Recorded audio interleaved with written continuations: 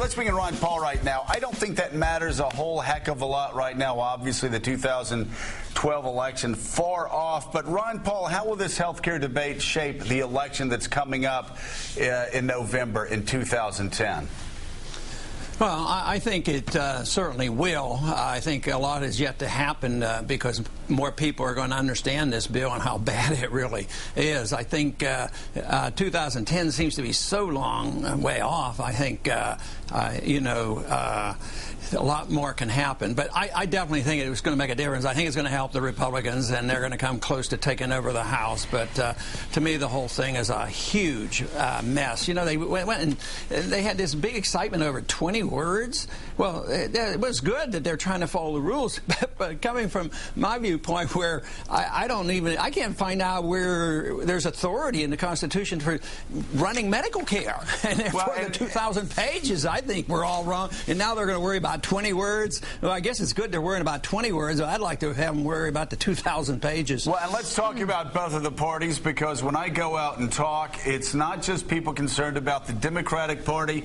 They'll say, yes, we're concerned about how the Democratic Party is expanding the government's footprint in our life when it comes to health care. But you Republicans, they will say to me, you Republicans passed a Medicare drug benefit plan that had a cost of $7 trillion. If you look out there right now, Ron, it doesn't look like Americans have a real good choice if they're small government conservatives. They're getting it from both parties. They get it from Bush. Now they're getting it from Obama. And thank goodness the people are waking up. You know, the people can have an influence when they finally wake up, and they are on this issue. And you make a very important point, because when Republicans were in charge, they were doing the same thing, running up deficits, expanding the role of government, and expanding the Department of Education, and the whole mess. So the people are catching on. But the reason they're catching on is that they're realizing that our government and our country is bankrupt. And nobody believes that they can give 30 million new people medical care and not charge them and lower the deficit.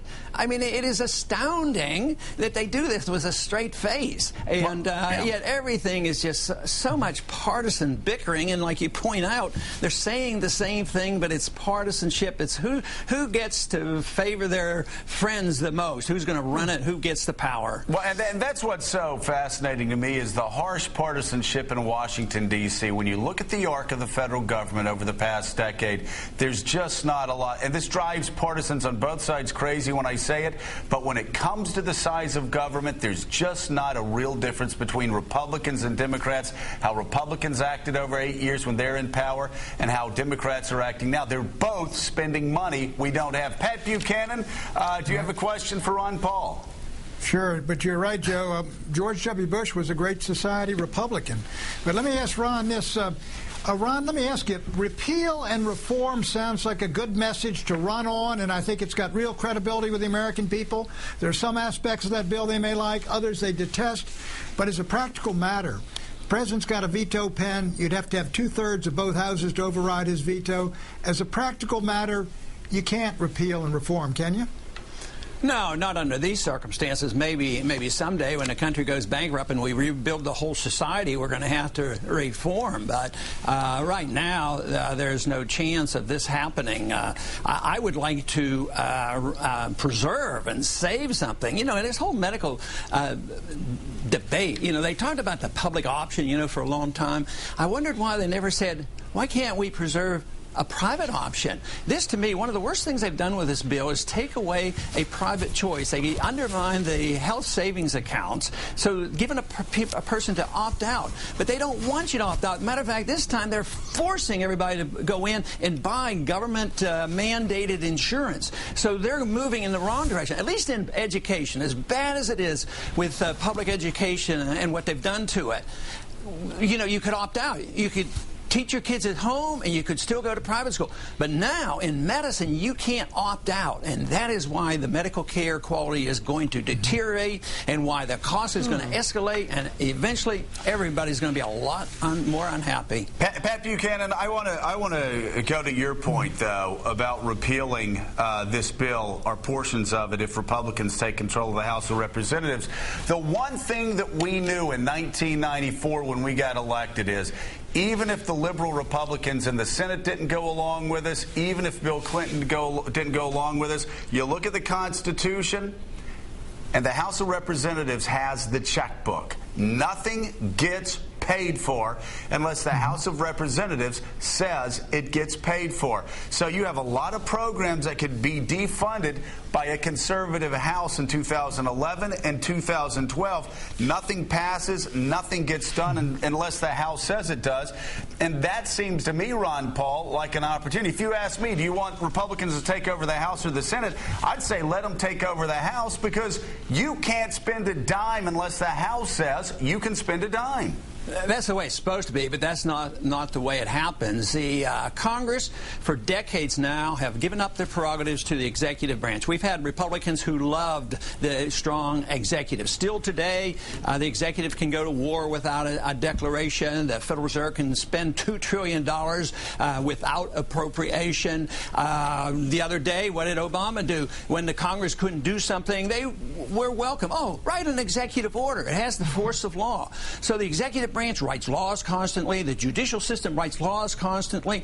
You're absolutely right about what the House should do, but we have strayed so far from that responsibility. The House should be able to control the whole process through the purse, but they give up on it too easily, and it is astounding to me that the Congress has given up so much of their authority and their responsibilities. Let me ask you this, Ron. In 2006 and 2008, there were a lot of small government conservatives that helped Ronald Reagan get elected in 80, that helped people like me get elected in 1994, that said, why do I want to make phone calls for the Republicans? Why do I want to knock on doors for the Republicans? Because if they win, they're not going to be conservative. Can you tell small government conservatives today in 2010 that if Republicans take control of the House next year, that they have learned their lessons, that they'll be any different than they were the last 8 years they controlled the House? Will it be different this time? Oh, I don't think so, unless you get a new crop up here. You have to have more different people here. And I think the frustration that you're expressing is the fact that the two parties are very similar, and therefore there aren't any choices. We don't really have a democratic process here, because if you try to do it as a third party, all the rules are biased against you. You can't get on ballots, you can't get in the debates, you're dismissed by the media. So we do have one party, and all they fight over is power and influence, but they do not fight over philosophy. So if you want that, if you want to see a change, the Republicans have to change their image. Right now, they've gained a whole lot, not because people are convinced the Republicans, but they are convinced that the Democrats are so bad, and they actually are, now worse than what they remember the Republicans to be. So we have a long way to go to straighten this mess out. That's a very good point. Yes. Yeah, quick question, Ron. Look, Ron Paul, Sarah Palin, Mitt Romney agree 100% the bill shouldn't have passed health care. On foreign policy, Afghanistan, Iraq, Iran, Ron Paul and Sarah Palin are on opposite sides completely. Any chance that your point of view can prevail in the Republican Party on foreign policy, or is that hopeless? No, it's not hopeless. We're making progress, and this is where I'm excited. Not on the House floor yet, but the people's minds are being changed. Tomorrow night I'll be at Boise State University in Idaho, and believe me, we'll have a large crowd, and they are going to endorse the views of non-intervention, coming to our senses. We're bankrupt, and we can't police the world. We're broke here in this country. Why are we spending $1 trillion a year managing an empire that is unmanageable and only gets us into trouble? That attitude is changing. The next generation will know we have to change that policy. Yeah, that's actually Congressman Ron Paul echoing what you said at your speech at Cato. Well, there are a lot of people that last week. And Ron's exactly right. There are a lot of people that are saying we're bankrupt. What are we doing trying to rebuild countries a decade after we went into Afghanistan? And how much longer are we going to be there? We have got to narrow our focus. We've got to show restraint at home. We've got to show restraint abroad. And the party that does that, Ron, I think, is going to start winning elections. Yeah. Yep, that's it. And we need the influence of these independent-minded people, and unfortunately they don't have another party, so they'll have to influence both parties. He says we need a new crop. Congressman Ron Paul, thank you very much. Thanks, Ron. Good to have you back on the show. Good to be with you.